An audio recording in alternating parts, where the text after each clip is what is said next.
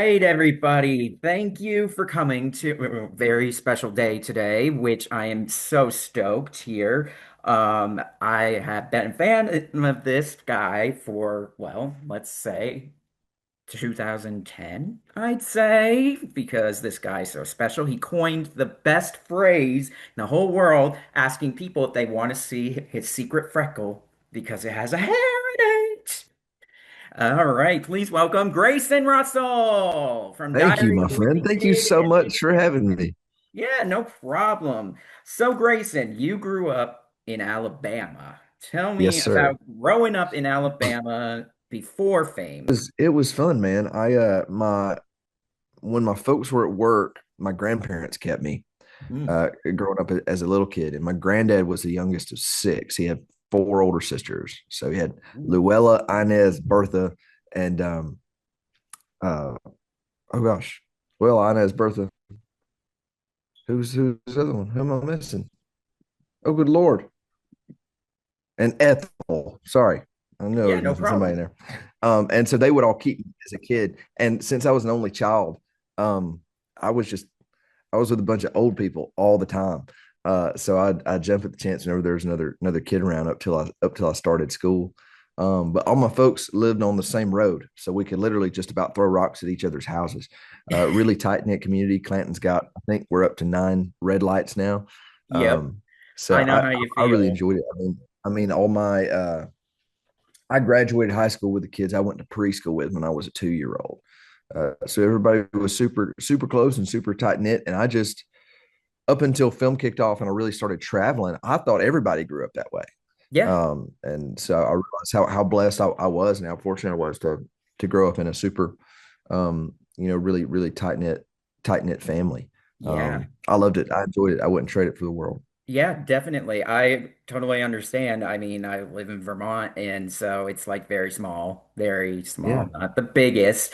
And I know how it feels to be around a bunch of old people. My grandmother, when my mother was working, it was my meme who took care of me, who Yeah. used to always say she was the taxi cab of the family because she always brought me to Yeah. school and Uh-huh. everything. So, yeah, I totally understand that. Yeah. Yes, sir. So, was acting something that you wanted to do, or was it like something that your parents thought, "Oh, he's got something." Honestly, neither one. I started doing commercials for the Mm. local car dealership Cowboy as a Grayson? 6 year old. Yeah, yeah, Cowboy Grayson in the first grade. Um, Solely because Mark, the son, Mark McKinnon, the son of the owner of the car dealership, just knew me and knew Yep. my folks. He went to school with mom and was like, "Hey, I think Grayson would be good in a couple commercials." They would use the cheer squad, like it wasn't a real Yeah. prestigious endeavor. Yeah. And my folks were like, "You want to do it?" And we're like, "Sure." I mean, it wasn't something that I pursued. I would get to get a Game Boy game when we were done. So like I was all for it. Sometimes I get to get That's checked out of awesome. school early. So by all means. And I had done that for about a year. And then a lady came in mom's office with a newspaper and was like, "Hey, there's this open call audition for this Will Ferrell movie. They're doing up at a high school in Birmingham. I think you should take Grayson." And the only reason we went was because dad went fishing and we were bored. Like that was it. Like dad had like, I guess, a tournament he was practicing for, or he just felt like going fishing, and me and mom had nothing else to do. And we went up, and it was an open call, which means anybody could go. And so there was, I think, a couple thousand kids there auditioning for the two brothers. And I don't know how many of those open call auditions they had, but I went and auditioned, and they called me back a couple weeks later, and I auditioned again. Well, the teacher asked me what was the capital of North Carolina. I said Washington, D.C. She said, no, you're wrong. I said, you got a lumpy butt. She got mad at me and yelled at me, and I pissed in my pants. I never did change my pee pants all day. I'm still sitting in my dirty pee pants. Oh, you kids are just like your dad, precocious and full of wonderment.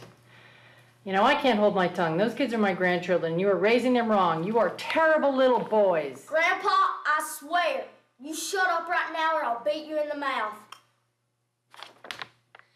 Shut up, Chip. You're just a wrinkled old fart. All right, Houston, let's try a couple other things to yell That at. was backwards. That's okay. That's all right. I can't hold my tongue. Those children are my grandchildren, and you are raising them wrong.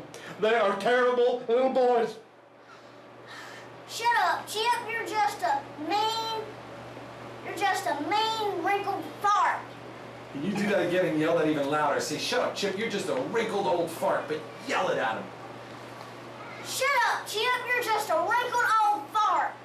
And can you say, shut up, Chip, or I'm going to push you down the stairs? Shut up, Chip. I'm going to push you down the stairs. And then they called mom a couple weeks after that second one and said, "Hey, mark off your calendar. We need you and Grayson to come up to Charlotte, North Carolina for 2.5 months." And there we Wow. went. And that was Talladega Wow. Nights. So tell me, how was it working on that film? Because you did the Ballad of Ricky Bobby and Yes, sir. you played Ricky Bobby's son, Texas Ranger Bobby. Yeah. Yeah, dude. It was such a really precious experience. Honestly, I had no idea who any of the actors were. Elf had just kind of come out the Christmas Yeah. before, so I kind of knew who Will was. The one I really loved was Mike Duncan, the big guy from the Green Mile, because I knew Yes. it as Balthazar from the Scorpion King because I had seen Scorpion Yes. King a couple times. Yep. Um, but we got there. We were totally ignorant to filmmaking. We didn't even think the thing was going to be an actual movie until they called us and said, "Yeah, you got it. Here's where you Yeah. show up to." Um, I had a bunch of language in there I didn't feel comfortable saying as a 7-year-old kid, grew up in church. Like I had didn't want any Definitely. part of it, and Definitely.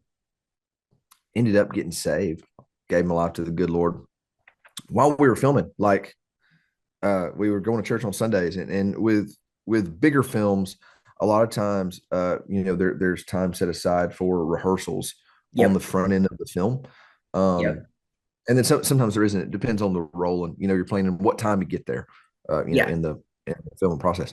And so that one, I feel like we had rehearsals for like a week or so before we actually started filming. And I remember Adam McKay, the director, was asleep on a couch. I guess it was right. He was taking a nap right after we had lunch, and I went up and asked him. I was like, "Hey, Mr. Adam, do I really have to say all these words?" And I remember him getting up. He's wearing a white t-shirt. He got up and kind of lurched down over me because he's a big man. And Yep. he's, you never have to say anything you're not comfortable with. And for the Right. rest of that shoot, most of it was wild line. So most of my stuff was them just realizing that me and Houston, who played my brother, would yell anything they wanted us to yell. Yep. And so they would just, come up with whatever was on their mind and tell us to say it. And if at any point it was remotely profane or sideways, the whole shoot would stop and a little line would practically form to me and my mother to come apologize for putting me in a compromising position. Yep. And if that had been a bad experience, I never would have acted again. Now, none of us thought I would ever act again, period. I mean, that's the thing. My mom's an accountant. My dad's, worked for the city of Montgomery. He builds houses. My Yeah. grandparents were peach farmers, made t-shirts. We didn't, I Definitely. thought best case scenario as a 2-year-old, I wanted to be George Strait and ride bulls. That's what I wanted to do. I want to do rodeo. I can And, see that. but realistically, I like drawing pictures. So I knew dad built houses or did something with houses. So I figured He I'd was in the maybe draw construction kind of field. draw building plans. That's kind of as a 5, 6-year-old what I really thought I would end up doing. Yeah. But I started on the music side. I started touring with my folks doing gospel music when I was 5. We started going on the road on the weekends, and that's where I've started kind of really honing that side of my life. Yeah. And yeah, but the Talladega Nights experience was incredible. Whenever we got to, oh, and I wish I remembered more of it. But whenever we got to the premiere in Hollywood, Michael Clark Duncan set me up with his manager, and that's how I was able to stay in it. Awesome. Yeah, you talk about profanity with kids. I had seen an Yeah, interview with Jacob Tremblay, who did a movie called Good Boys, yeah, and which was a Seth Rogen comedy where it was just a bunch of teenagers, well, tweens, as they say, just saying a bunch of things that they don't even understand. And yeah, so like he said his dad was like, "Okay, you can say all these words, but once we get home, you're not saying them." yeah, And like they were like, if you don't understand something, go ask your parents. yeah, Like yeah. that type of thing. Like it was pretty interesting. So what was it like working with Will Ferrell? Will was really sweet to me, really kind. I mean, he would play with me in between takes. And he worked 56 days on that movie. I worked 55. So Neck and we were neck, with pretty each other, much. the majority of the time, because most of our stuff was either with him or with Jane Lynch, who played my grandmother. Oh my gosh, Jane. She is hilarious. Yes, sir. So then, after your film came out, did people at school treat you differently, or were they No, like, no, this no, is just no, not Grayson? no. It was they were just like, she's crazy, and that honestly, because number one, I wouldn't have been really good at playing any kind of ball anyway. Yep. But once I started working, especially once the Wimpy Kids came along and I was working really consistently, it made no sense for me to go try out for the football team and Yeah. break my collarbone in spring training in April, and Because then then not Fregley would have a broken yeah, collarbone. yeah, and then risk not being able to work. Um, so since I didn't play ball, nope, none of my bunch really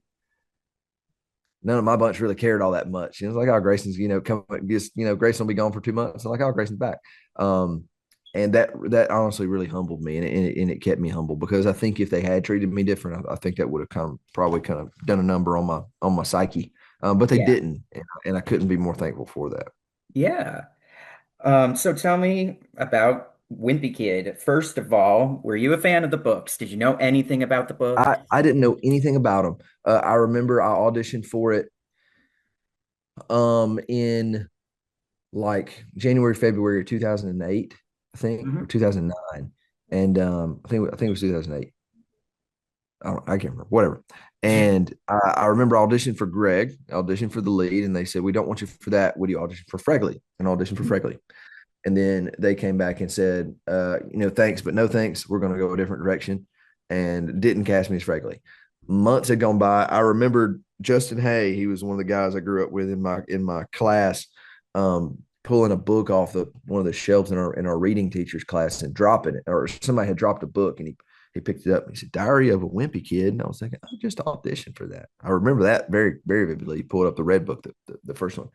And 4 or 5 months later, they were already supposed to be filming Wimpy Kid, but I didn't think nothing about it. I auditioned for it and didn't get it. No different than any other audition that I auditioned for and didn't get.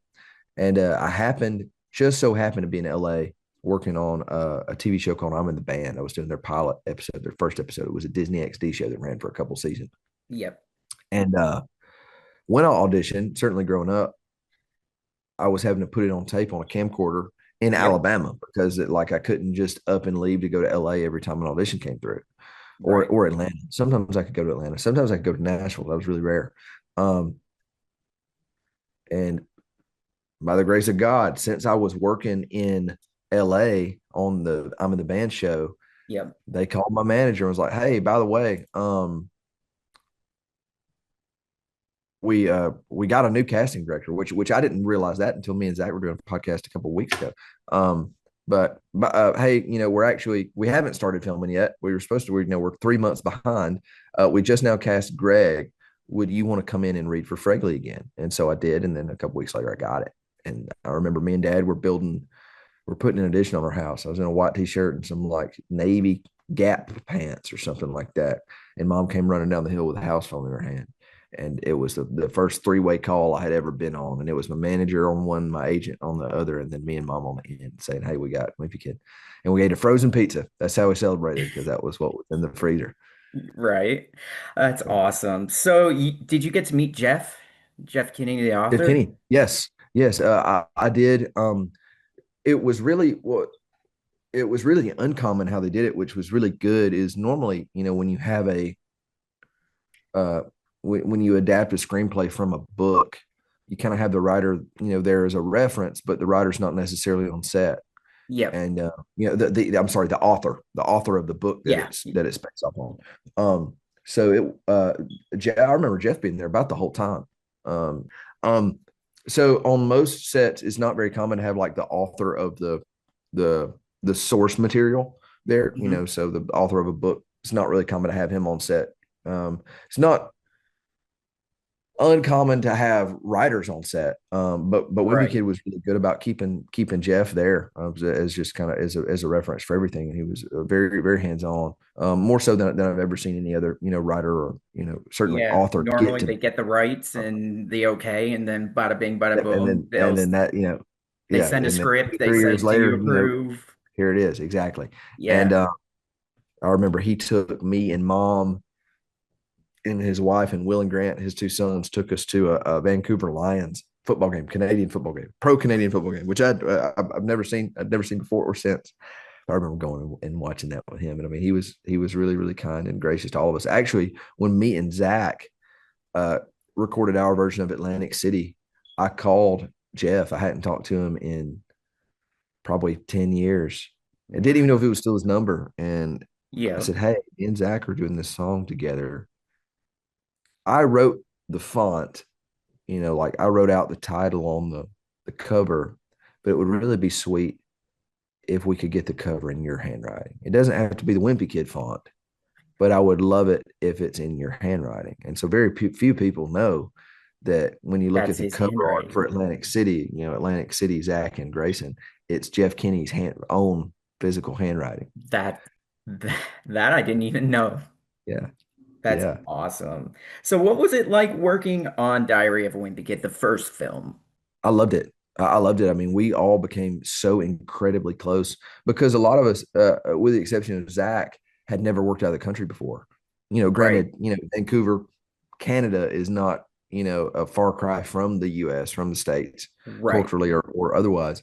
Um, but each other was really all we had, or at least that's how we felt. Exactly. So it was Yeah. the five, core 5 or 6 of us, and then everybody had their one parent with them, while the other one stayed at home and kind of held down the fort.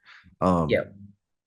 we all were super close. I mean, we would work all day together and we'd do school, together. And then, when we'd get done, it was okay. Well, are we going to go to the pool, or are we going to go eat at Red Robin, or go eat at Earl's, or are we going to cross the street and go to the movie theater that was, right there on the corner? And there was so many, I guess, when you work in Vancouver at that point in time and you're doing a film, you all kind of stayed in the same hotel. There was really only 2 hotels that they would put all the actors up at. And Right. so it was a game to kind of see who you're going to see at the pool, who are you going to get in the elevator with, who are you going to, meet in the lobby while you're waiting to get picked up in the morning. So we had, Sweet Life on Deck was filming while we were there. Twilight was filming while we were there. Charlie St. Cloud was filming while we were there. I got in the elevator with Heather Locklear, who was, Oh like my. the How'd that heartthrob of go? the 80s, and I didn't know that, but mom certainly was like, oh my gosh, that's Heather Locklear. Um, so we had a blast. I mean, That's we had awesome. that's probably the most fun I've ever had. So certainly as far as shoots I did as a child, that was the most fun I could have had.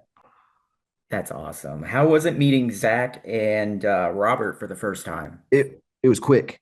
It was really quick. I was very vividly remember it. I was having my wardrobe fitting, which is usually the first thing you'll do when you get to a city to go film is they'll send you over to the production office and you'll go and get fitted, be sure all your wardrobe fits, and then if they need to cut your hair any kind of way, or if they need to do any makeup tests, they'll do it then. And I remember I went in and I don't remember what I was wearing. I wish I remember the specific clothes I was wearing. um but I was doing my, I was getting everything in, and I remember Tor Frudenthal, who directed the original, the first Wimpy Kid, came in. He had Zach and Rob with him, and I remember them introducing and said, "Okay, now what's your name?" And Rob was like, or Rally. He was like, "I'm Robert Caper," and I was like, "What's your name?" He was like, "I'm Zach Gordon." And apparently, Tor thought what I was doing was weird enough to be like, "Oh, we've got to use that for the movie." And I was like, "Oh, dang, they just think I'm weird all the time," which I was. I mean, that was, I think, the beauty of really, I think what made Wimpy Kid as successful as it was the fact that we were very much, we didn't have to make a stretch to really play these characters, because I was just as odd as Fregley was. Now I wasn't like making toenail necklaces or nothing, but like Rob, who played Rowley, was very much the naive best friend. Yeah. Um, You weren't Zach's stealing gum underneath desks. no, no, no, no, no. I mean, we just had we had a really, really good time. and they're very much my family. Zach and Rob for sure. I'm really close to both of You're the them. three best friends that anybody could They're have, best as friends they say, anybody could from The have. Hangover. Hmm. So tell me, how did you know who like Fregley was? Like how to get into character, his movements from his voice So, to all I that. mean, I remember as soon as I got it, there was only 4 books out. So it was, red, blue, green, and yellow. Yep, I have And them so I all. remember sitting down for like a week and, I read all 4 of them and I made the best notes I could, I mean, as an 11-year old, 10, 11-year old, trying to kind of grasp a character. Um, and on the first movie, we had 2 acting coaches there. Yep. And it was the only film series I was ever on that kind of came with its own acting coaches. Every once in a while, an actor might travel with their coach or fly their coach in, and their coach, will be present for certain things. But Right. specifically dialect coaches. If you're having to do a different accent, they might have one on hand. Yep. Um, Or having to but we speak a had, different language or something. yeah, yeah. When we did the first Wimpy Kid, we had 2 coaches. We had Belita Marino, which she played the director of the school play. She played that character Oh in yeah, the one from George film Lopez. from George Lopez. Yeah, so I knew her as the grandmother from George Lopez. Like Nick at Night as a kid. Yep. And we had Tony O'Dell, who is like, and to my knowledge, still is very much the go-to child actor coach. Yep. He did a ton of stuff for Disney. He was Zendaya's coach for years and years and years and years and years. Yep. Um, he was one of the original Cobra Kai guys in the original Karate Kid. Um, yeah, That's yeah. So that was awesome. yeah. So that was a really cool thing, that Tony had going for him. And they would. I remember, we had a couple sessions where they would each kind of sit with us one on one and help kind of build this character out and build backstory. Honestly, deeper than I've really just about ever went with any of the characters I've done since. I mean, they really helped us, flesh these guys out. I remember. I don't know if I've ever even said this in a podcast. Fregley had 2 imaginary friends, Miss Wing, who was a dragonfly, and I think it was Mr. Candy was the other one.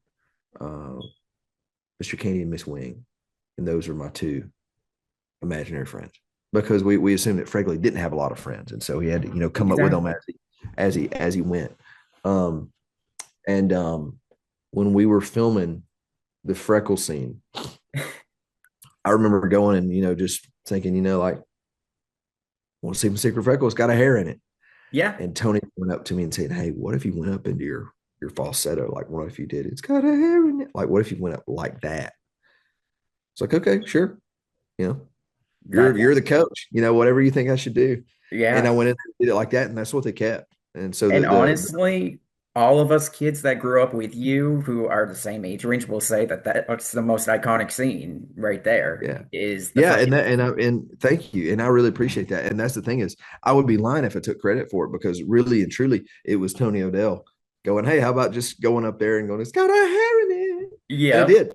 So Yep. that I saw stuck. an interview with Betty White, and all the time she would say for the Golden Girls, she'd say that I'd like to say that it's me and B and all of them, but it's the writing and everybody who comes up and says, do this, do that. So, yeah, it's kind of like what you were saying. Yes, sir. So, then after you came back for the second film, and you brought a friend along, which was the puppet, which that puppet, I'm telling you, was like the best. So, how did they come up with all that? Like, did they create it specifically for you, or was it just like an on the spot thing? Yeah. So I remember we filmed that scene at the end of the shoot. That was our like one of the last scenes we shot of the movie Because you were in because I the talent remember, show, right? yeah, it was a talent show sequence because the only reason I remember that is because we didn't know if we were going to come back for a third film or not. At Right. that point, we weren't sure. When we did the first one, we knew that we were going to be coming back for a second one. So, like, when we wrapped filming the first one, it wasn't, as like brutally emotional as it could have been. Right. Um, but when we were doing the second one, we were a little unsure if we were coming back to film a third one. And Lane McNeil, who, lovely, who absolutely killed the role of Patty Farrell, She had She the did. her bit in the talent show was singing the memory all alone in the moonlight. I can smell the old days. That was beautiful then. And she ended up getting really emotional uh, Yeah. because she thought like the rest of it, Be this the could end. be it. And I remember everybody running up on stage and hugging her. And I didn't. I was at the other end of the auditorium of the theater, but I remember everybody else kind of rushing the stage and going up and giving her a hug. So said all that to say, I remember over the course of the filming of the second one, getting to see bits and pieces of what that ventriloquist doll was going to look like. And it Cool. originally looked, it was styrofoam. It was a Yep. styrofoam cutout, and it was like a head on a stick. And I guess they were going to build around the stick. And it very much resembled the cartoon character. It Yep. looked a lot like the stick figure. Mm. And it ended up not looking really good in practice. It didn't look good Didn't because have I that remember I feel. think the director being, or not the director, somebody being like, there's no way we're using this as on the movie." And a week later, that actual kind of paper mache situation doll showed up, and gosh, I had forgotten this. I remember. I don't know if they brought in a ventriloquist or if they just brought in one of the guys from the props department. They might have brought in a ventriloquist and actually showed me like how to kind of Do the do it. movement. But It the was nice thing is Fregley didn't have to do anything particularly well. So like when we did the roller skating sequence, Yep. um, we had like roller skating training for the first week, before we Wow. actually started filming, because Peyton, List, who played Holly Hills, had to be able to do it very gracefully and with no real kinks or hiccups. But I Right. didn't, I could fall down as many times as I wanted to, Because which you're Fregley. inadvertently you'll see me coming through the background on one leg, like Yep. flying Yep. through there. That was the one scene my dad got to be in Oh, the movie. So my cool. dad's an extra in the roller skating sequence, and I Well, I think know they Robert's mom got to play his mom in the first, yes in the in the first one, second, and then first one or yep the second in the one. first one, and then he has an actual legitimate actress who plays his mom in the third one. It's a different woman. Yep. But in the talent show scene, all of the parents, beside my mom, because mom didn't want to do it, and I don't think Zach's mom did either. Linda might be in it. No, no, no. Well, maybe she is. I don't know. All of the parents are in the audience for the second film. So That's cool. you can look and see them all sitting there. So you Yeah. see Bob, who was Rob's dad. You see Harry, who was Karin's dad. Um, I don't know if Suzanne Peyton's mom was there. I think Lane's mom was in it.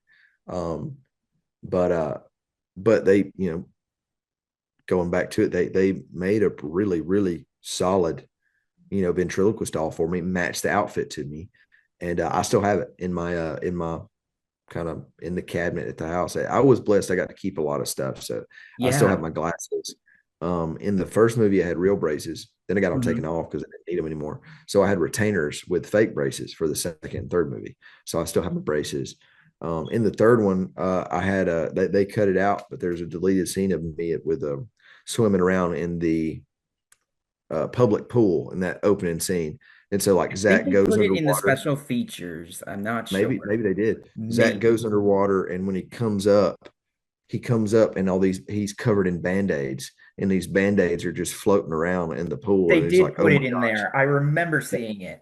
Yeah, and I come up, and I'm covered in all these scratches. But I had a pair of goggles that they gave me that were the old school, Yep. like one piece of glass instead of the two eyes, which is one piece of glass with a snorkel. And so I still have that. That's the only prop to my knowledge I kept from the third movie. That's awesome. That is awesome. So then you came back for a third one. When did you find out about that? So that must have been like months. Um, Uh, yeah, yeah. So how the Wimpy Kids work is we would film like every August, October, and since there wasn't a great deal of special effects, the movie would come out in March, which is Yeah. like the quickest turnaround of any film I've done before or since. I mean, a lot of times it's a full, if we film in August, it's going to take till August. When we Yeah. filmed Greyhound, we filmed in like February of 2018, and it didn't come out till like June or July of 2020. That was over 2 years. Granted, you had COVID in the middle of it, but still. Um, Yeah. I don't exactly remember the moment that we knew we were going back in for a third one. But I do remember getting there, and that's the only movie I remember getting to town not having a script. The third one didn't like they didn't have the script done until after we had gotten into town. So I remember Wow. we were there for a few days before we actually got the script and knew kind of what was going on. With the other ones, they gave us a script before we got there, and so Yep. You I got was to able to go through practice and kind on of that. start making my notes and everything before I arrived. The crazy part was, I'll tell you, the craziest part about the third one for me playing Fregley was the whole muddy hand monologue. It Yep. changed Oh, it did? probably 10 or 12 times over the course of filming it. And so that was the one, like if I know I've got a big part that I've got to do at some point in time that requires a lot of dialogue, I'll start memorizing it, you know, weeks in advance and just kind of do it bit by bit. Yep. And it was originally like witches, and then it was like devil worshippers because it was like in the devil worshiper wood, kind of thing. And it changed. It felt like it changed weekly. The story changed, and it changed on the day when we got there. The day of the story changed, Oh boy. um, and so there's no telling how many different versions I have of that story. Really, really, what how it'll happen in a film or a TV show is you'll get the script and it'll be called the white pages. It's that copy of the script. It's that version. Yep. And that's like the Then draft, right? The script correct. draft. It's that draft is white, and then I can't remember. I think the next draft might be like Manila kind of gold, and there's a pink draft, and there's a green draft. Yep. There might be a blue draft, and so by the end of as they're rewriting, they're not necessarily rewriting the entire script. They'll be writing. As you're going, they might be rewriting little scenes, and so you'll start off with your white pages, and then the yellow pages that they change, you would insert them into your script, and then you change the pink ones to green, and so then you'll literally have this rainbow looking script of just Yep. different having different colors and rewrites in there. And so I think there's no telling how many different copies versions of all of them that I have, but certainly of that Muddy Hand story. Oh boy. So I know a secret that not many people might know, but is it Okay. true that because the in the book club scene, is it true that because Peyton and oh God, I'm thinking Karen were on Jesse that Karen couldn't be in it in a scene, so they put a wig on you and shot you from the back? No, no. So here's what happened. Karin and Peyton, neither one of them had, to my knowledge, I think they had booked Jesse, but they weren't filming it yet. Oh, okay. So they weren't filming it yet. So they were there for the entirety of production. What it was is, for whatever reason, I'm in the book club scene. They just Mhm. cut me out. They cut around me. So I am actually sitting at the end of the table. So Ah, you that's what it. see, because I want to say it's like Rachel's sitting where I am, Yep. Zach's across from her, and it's like Karin or Zach, Karin, and Rob, however it is, are all opposite her, and then I'm on the end of the table. So I'm sitting on the end of the table to the left of Rachel, Yep. and a lot of my stuff got cut out, and I don't think it was because I did a horrible job. I think it was just it that's just Timing. how I had to cut it. But yeah, so I'm Timing. I'm in the Yeah. book club scene. I'm just not. You don't see me. Yeah. Yeah, that tends to happen. I've heard interviews and stuff with people that say, "Oh yeah, I'm in that scene and I'm supposed to be talking, but they cut me." But yeah, I watched a film last night that I had auditioned for and didn't get, and so I'm sitting there watching the movie, waiting for the character that waiting to see who ended up getting to play my character, and they entirely cut him out of the entire movie. So I was like, oh wow, like he doesn't even exist in there. So anyway, Wow. Oh my gosh. So then you get Seasons of Miracles, which was your Season Miracles. first lead role film, was it? Right? Correct. Yeah, for the most part, really, um, it probably was hand in hand with a movie I did called The Rainbow Tribe, which was in between Talladega Nights and Wimpy Kid. That was really my first lead role. It was a summer camp movie, and it ended up on Netflix for a little while, years and years and years later. And Yep. that's one of my favorite ones I've done. Um, Season of Miracles, we did, yeah, we did right off of Wimpy Kid. Actually filming up here around Nashville, this town called Mount Juliet. Ooh, And that's I got to cool. work with Bo Duke, which was or John Schneider, who played Bo Duke from the original Dukes of Hazzard. So Season of Miracles, I started doing that right off of Wimpy Kid, but because like I said, we filmed August, October. And so I was in the 8th grade when we were doing Wimpy Kid 3, August, October, first semester. Second semester, I remember I got to leave school early. Like I got to leave the 8th grade early to go and do a season of miracles, which we filmed in Mount Juliet, which is right next to Nashville here. That's awesome. And so tell me about working on that one, like the filming That process one and was fun. I everything. mean, that was just a kid's baseball movie. I mean, Yeah. we just got to play baseball. What's funny is one of the kids on that shoot, one of the guys on my team, I think he played a guy named Duffy. Um, he his real name is Rocky Block, and and his brother Grady ended up going on to be like some of the key songwriters on for Morgan Wallen and Post That's Malone. So they're awesome. incredible songwriter, incredibly successful, acclaimed, multi award winning songwriters, That's and I awesome. as actors on this little TV on this little movie. That's awesome. Now, the next movie you did is just, I believe, the most master class that you can get is Mother's Day, but not only knowing it's Mother's Day, knowing it's Gary Marshall of Yeah, all the directors. How was that yeah. knowing that you were going to be able to do a Gary Uh, Marshall I, film? that one was really cool because I was old enough to be able to appreciate it and to be able to understand, what I was doing. After Season of Miracles, I did a little movie right after that called Space Warriors over at Huntsville, Oh, and cool. on that one I got to work with Danny Glover, which I knew from Predator 2. I hadn't seen the Lethal Weapon movies at that point yet, and I knew him from he played the role of this guy named Dietz in this show called Lonesome Dove, which is, in my opinion, the greatest Western of all time, bar none. Tommy Lee Jones, Diane Lane, Robert Duvall, and Danny Glover. Yeah. Then that was so I did Season of Miracles in the spring of I guess it would be 2012, and then I did um, Space Wars in the fall of 2012, which is one of the first times I got to do like 2 movies in a year. Oh, And that's then awesome. that fall started of 2012 started my freshman year of high school, and I didn't work. I didn't do another movie from my freshman year of high school up until I got Mother's Day, which was my first week of my senior year of high school. Oh, that's beautiful. Hindsight, looking back, I got to have it, as much of a normal childhood as I was ever going to get. That's the best Um, part right there is being but able yeah, to do them. absolutely. But at that point in time, I was going, man, I'm auditioning my butt off, and I'm not getting anything. I didn't get roles for almost 4 years, and it was a really kind of discouraging point in my life. I kind of had to come to terms with the fact that what, I might not ever get to act again, and was just Right. getting had to get okay with it, and did. And then I booked Mother's Day. It's the single worst, I think, audition I've probably ever done in my life. I remember going and auditioning on tape. My girlfriend broke up with me the day before, and I Oh, remember sideways, and I got up the next morning and shot this audition on my little camcorder with mom in my room. And then a couple weeks later, they said, "Hey, we come for a callback in Atlanta." Uh, yeah. So with Mother's Day, girlfriend breaks up with me the day before. I do the audition on a little camcorder, and a couple weeks later, I get called to go to Atlanta to go to audition, which is only a couple hours from home. yeah. And got there, went in the room. There's Gary Marshall.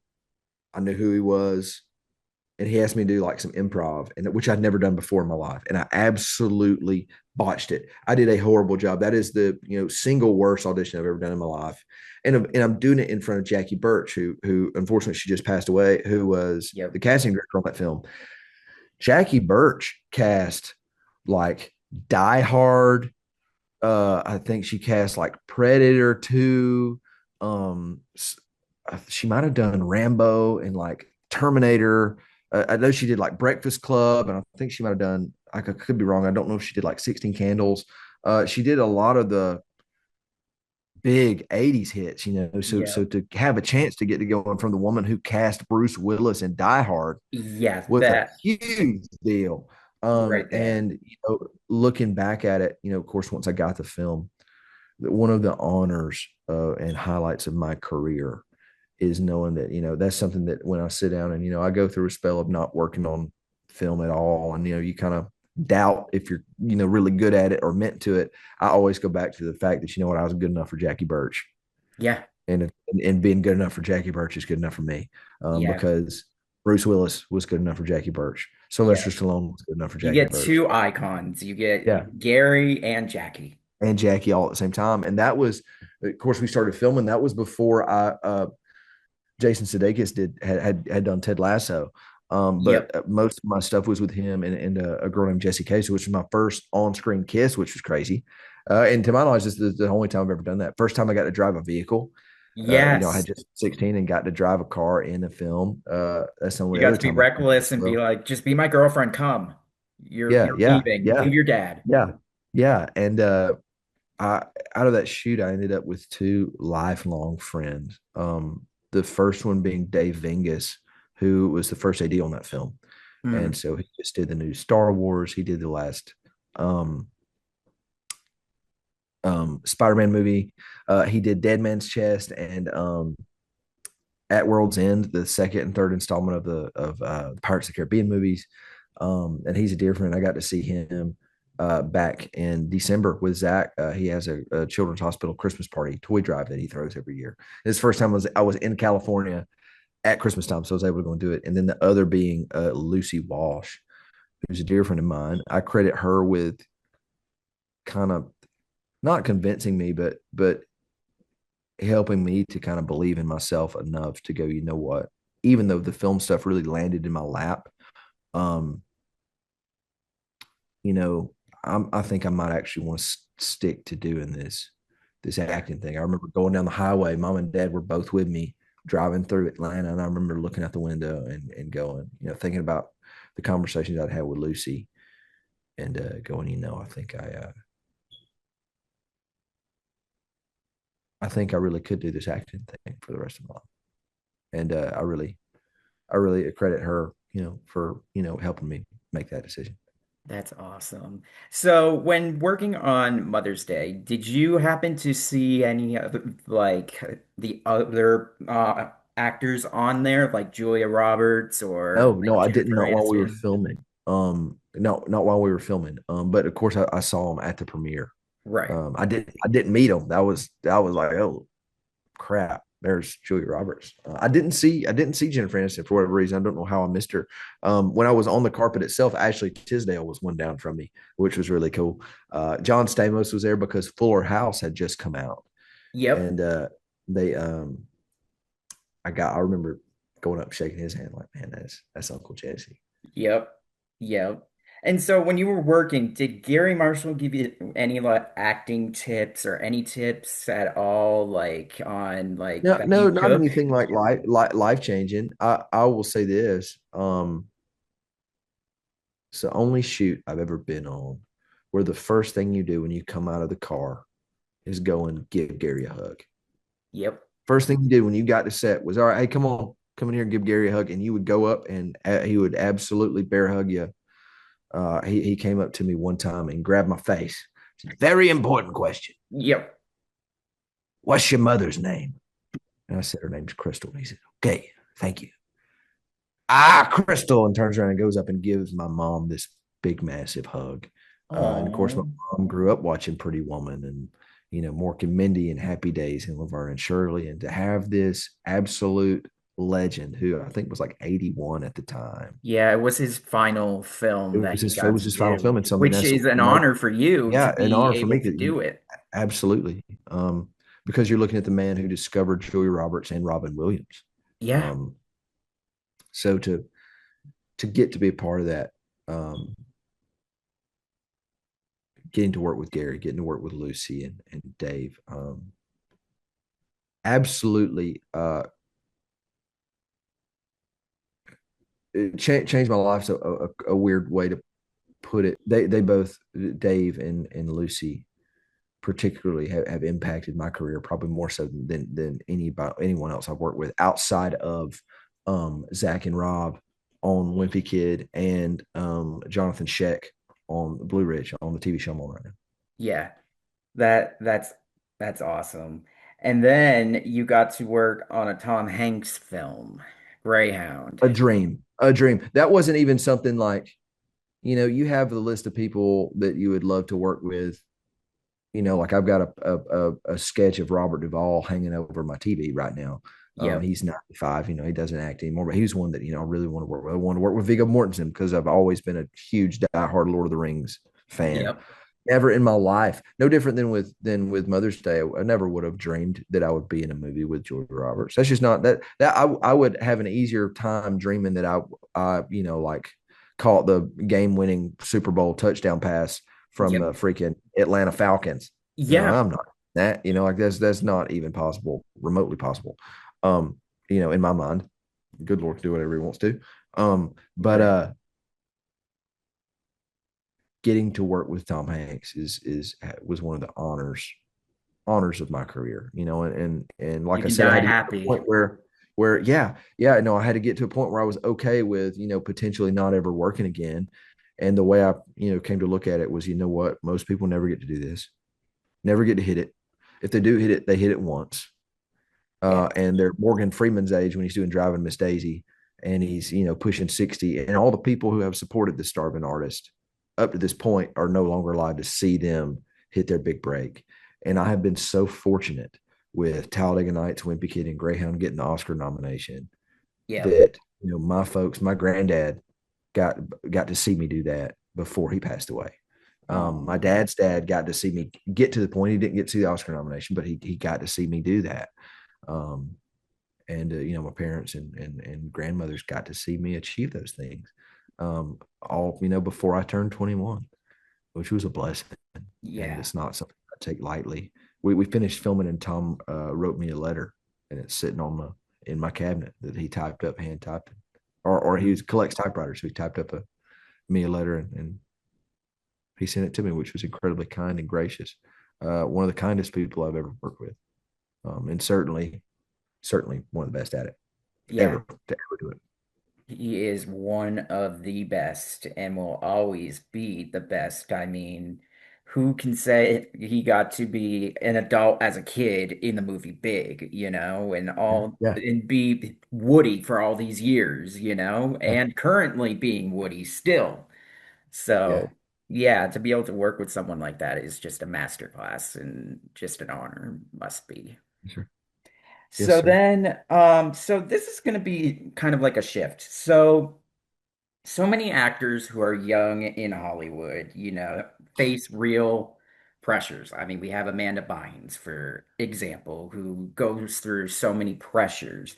And like you seem so grounded and so like invested in just like the fans that pretty much, as you could say, raised your career up, Yeah, do absolutely. everything. What is like the secret to all of that, do you think, of being grounded, being so young in that industry and being so Uh, grounded? c- Certainly, it's my faith in Jesus. That's the big one, and it's trying to genuinely walk in humility, Yep, because it can be taken from you in a in a second. split second.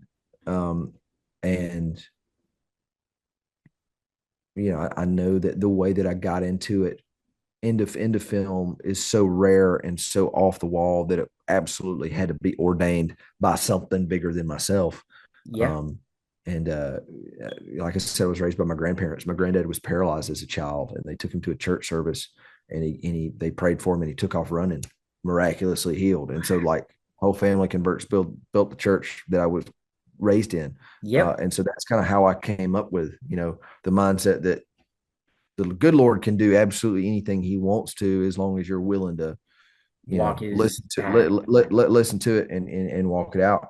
And that's part of the reason why I did a master's degree in counseling, in mental health counseling, because there was so many times where I know for a fact I'm never on a set to play the role. I am, that's my job, but I'm there to kind of shine a light, and and sometimes a dark place.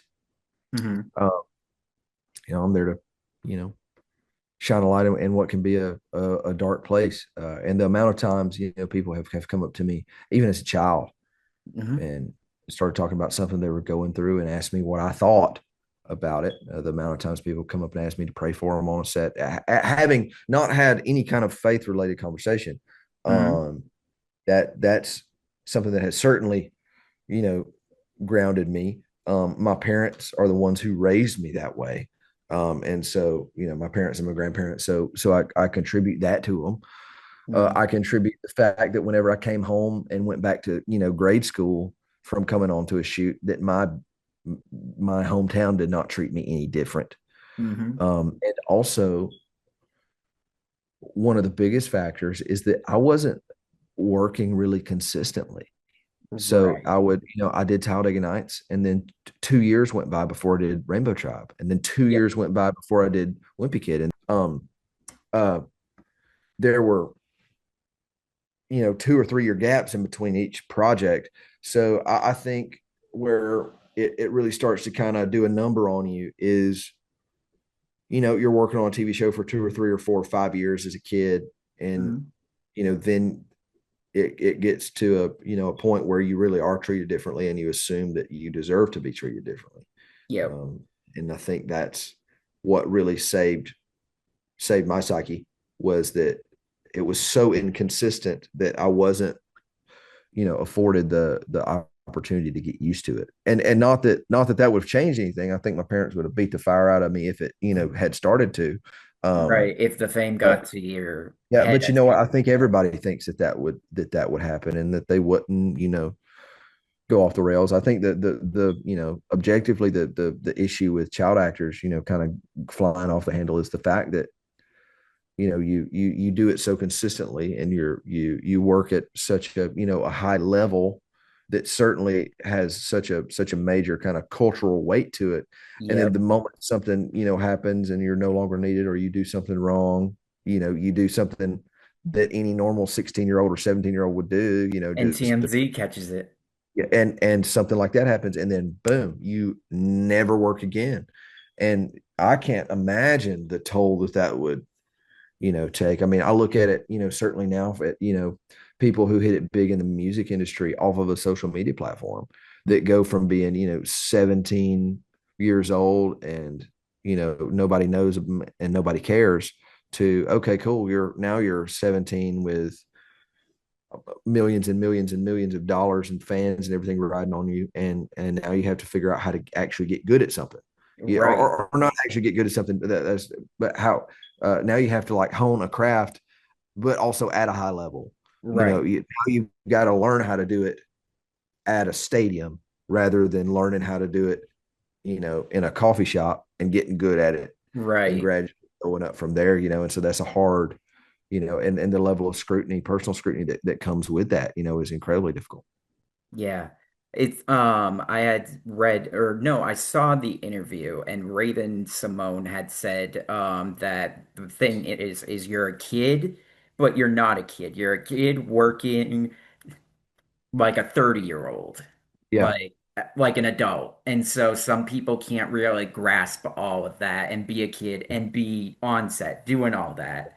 And so like some people have that where they can be like they have great parents, great life, great everything, and all that. So yeah, I think it like what you were saying, like, by the grace of God and all of that, and having like good people by your side. Yes, sir. Absolutely. Absolutely. I mean, that's the thing. I've been blessed with really good friends over here, because I'm an only child. I don't have any brothers or sisters. I mean, my best friend in the whole wide world, I could show you the tile on the tile floor I was standing on when I met him, and I was 4 years old. Mhm. I'm the godfather of his two sons.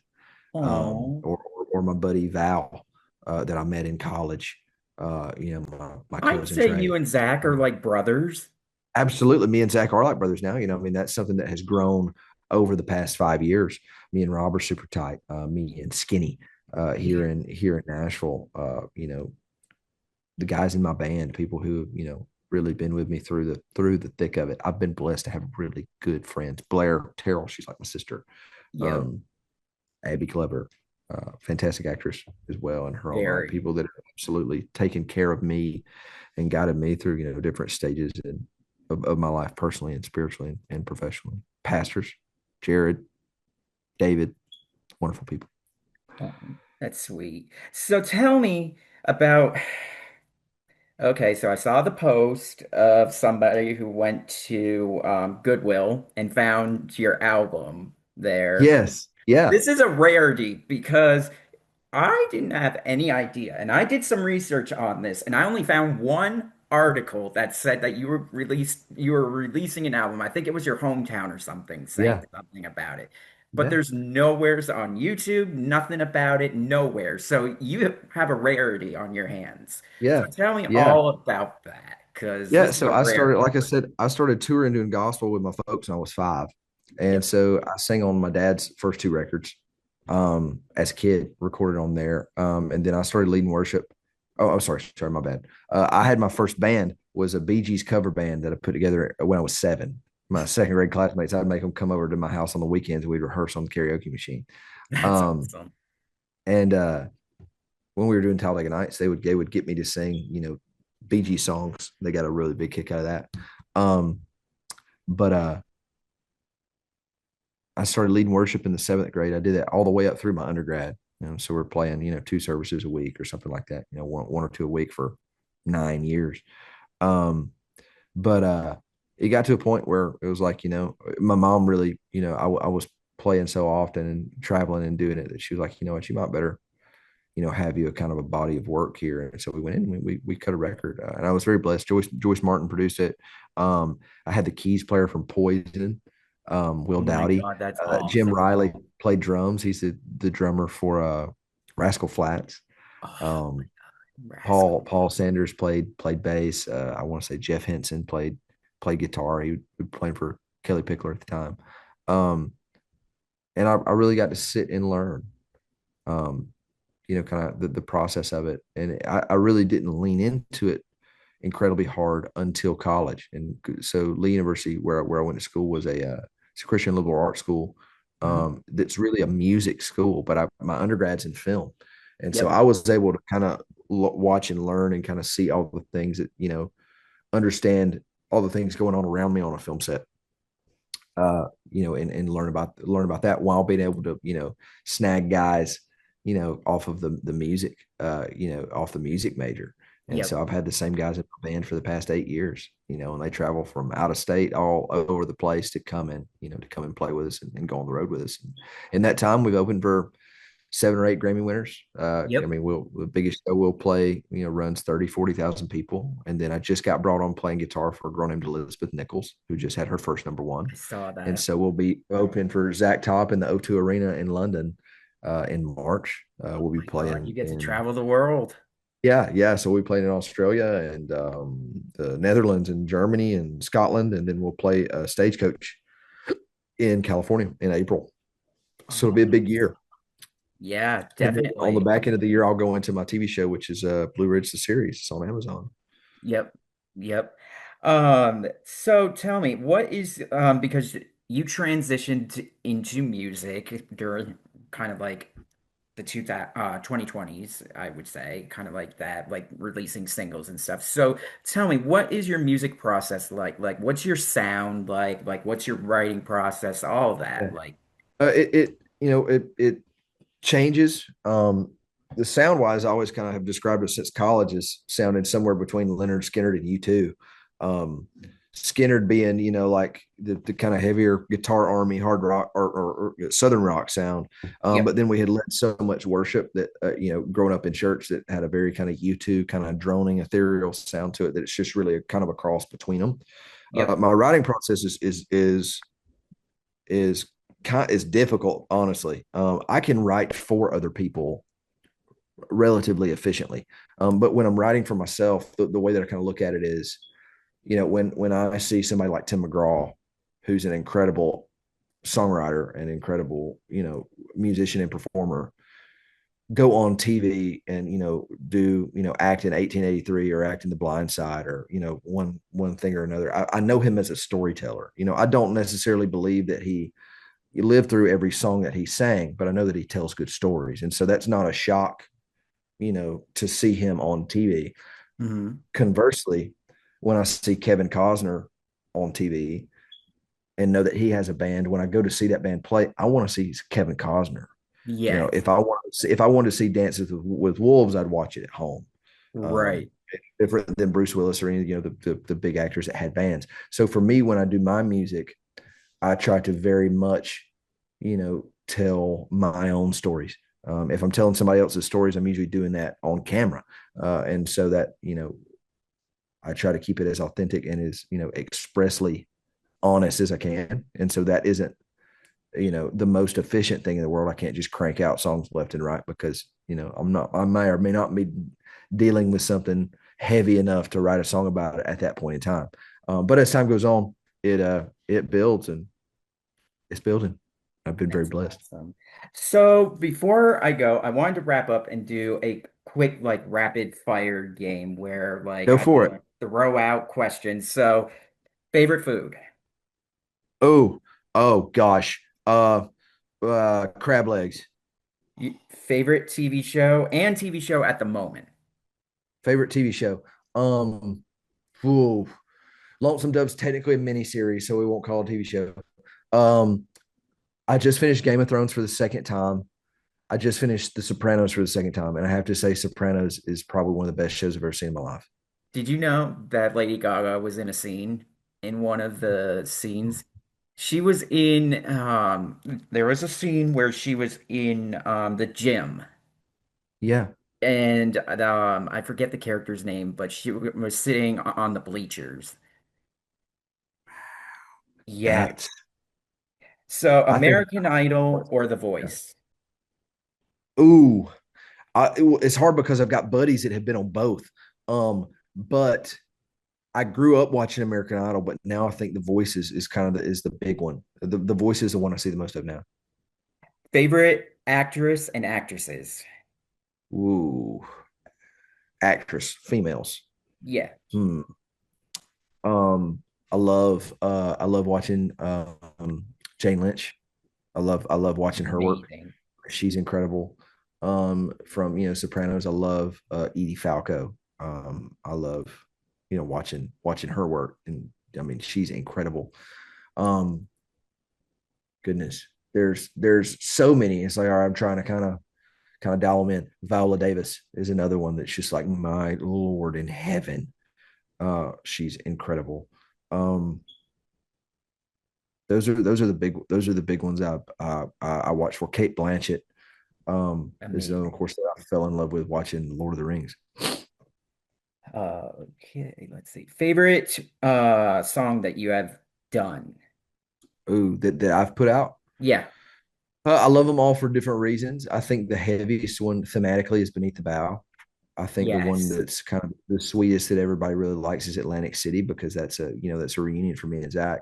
The record will be called Living and Women Volume One because whenever my band would get together and we'd pray before we go on stage, the general prayer request was like, "Man, Nick, what's going on in your life?" He's like, "Oh man, it's living in women, man," and so that's kind of the contextual basis of the record.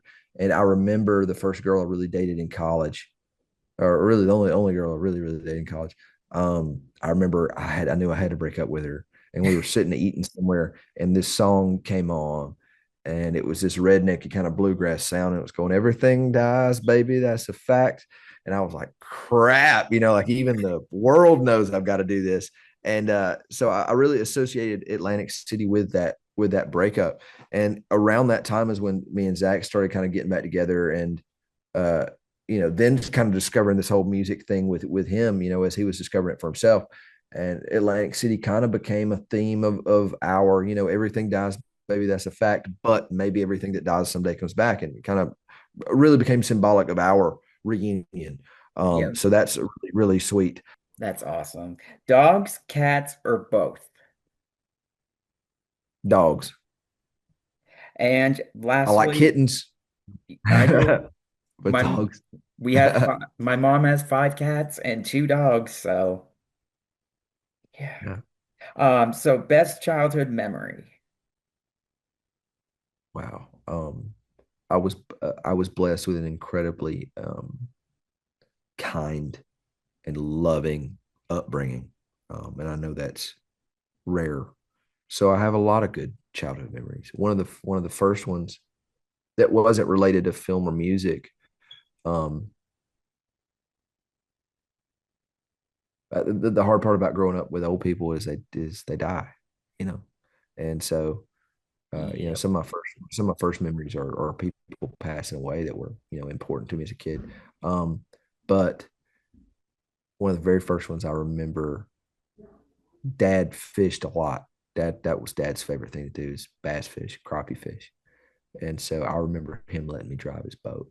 I remember sitting in my dad's lap and getting to steer the bass boat That's and awesome. not really even being big enough to see over the wheel. I mean, he would have to kind of pick me up. And about that time, there was a song out that Alan Jackson put out called "Drive," and the kind of the tag of it is, "Daddy let me drive," and then so that's always stuck in my head with that song is going through, headed towards Hatchet Creek on Lake Mitchell, in central middle of Alabama, and Dad's express, gray and black bass boat. Right, right. So, real quickly, I just wanted to have you share with everybody real quick that you posted about a deer that was with you the whole entire time that you were out in your chase Yes, yeah, or yeah, where you yes. were. There's a deer asleep under my stand right now.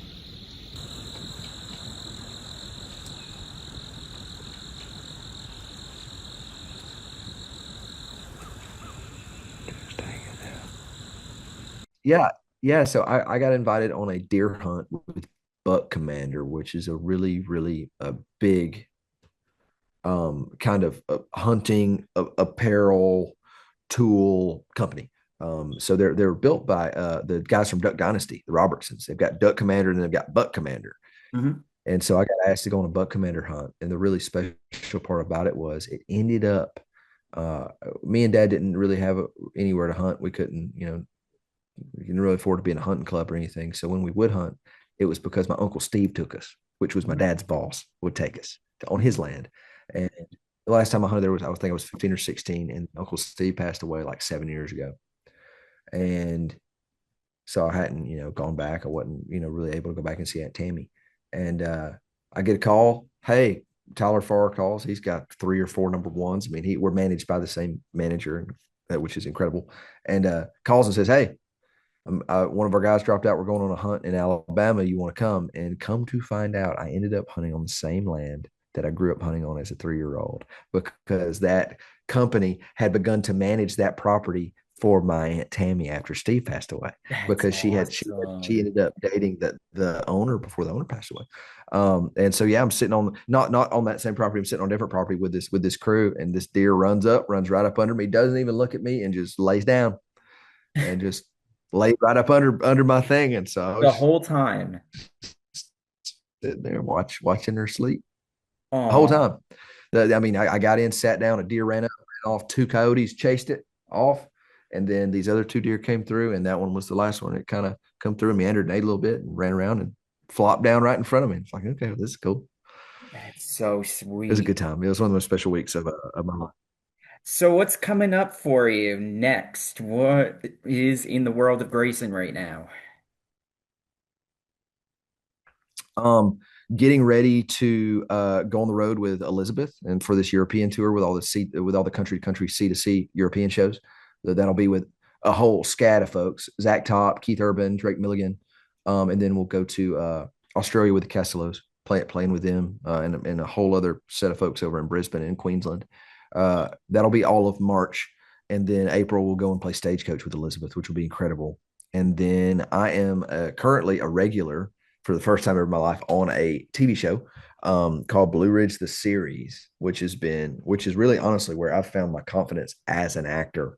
Yep. Um, been very, very blessed by Gary Wheeler and Jonathan Sheck and Greg Perot and Aviana Minear and Abe Martinez and Tom Proctor, Sarah Lancaster, this whole crew that's just really, Tegan Burns, that have just brought me in, as one of their own. And they let me kind of run wild and just get to be the little redneck that I am sometimes. So we'll be going into season 3 at the back end of the year. Season 2 isn't out yet. So just a lot of music with Elizabeth, and then a lot of the stuff with the TV show, and then I'll be releasing my own stuff kind of in the gaps. That's awesome. Well, Grayson, it's been real, and I appreciate you doing this. And before I actually go, there are two people that wanted me to have you say hi to them. One is my best friend Tristan, who is a huge fan of the Wimpy series. And another Yeah. one is my good friend Joseph, who is like all into nostalgia and stuff. So you've been a part of his life. So anything you want Tristan to and say? Joseph, is that what you said? Yep. Man, gentlemen, thank y'all for loving the books and the movies and going on to change my life. And Aaron, thank you so much for being so kind and so, just committed to supporting me and Zach. I really Yeah. appreciate it. Yeah. And It's it's my all honor. it's always funny because I can take little backstories that nobody knows about with me and Zach and just be like, hey, can you make something about us chasing possums? And Yeah. just like food, and nobody else knows about that but me, you, and Zach. Yep. And so he'll text me every now and then and be like, I'm convinced you're running this account. I'm like, no, I am not. Nope. Nope. Nope.